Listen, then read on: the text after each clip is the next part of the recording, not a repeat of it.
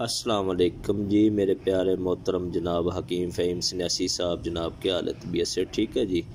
अल्लाह पाक आप पे ख़ास रहमत अता फ़रमाए, तंदुरुस्त सेहत वाली ज़िंदगी अता फ़रमाए।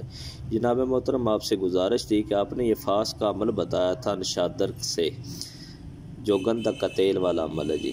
तो ये मैंने आज 18 दिन हो गए इसको रखे हुए जी। तो ये देखेंगे हल्का हल्का सा तेल कुछ कुछ हुआ है जी, वो नशातर का गालबन, कुछ तेल तो कुछ फास का हुआ होगा जी।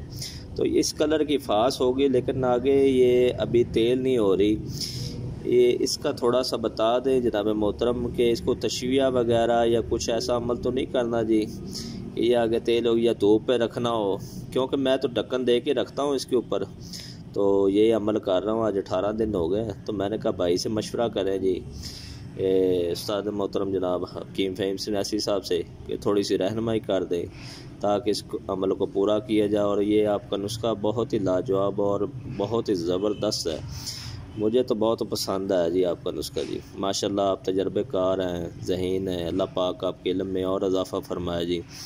आप जैसे उस्ताद कराम से हमें सीखने का मौका मिल रहा है जी, बहुत शुक्रिया जनाब।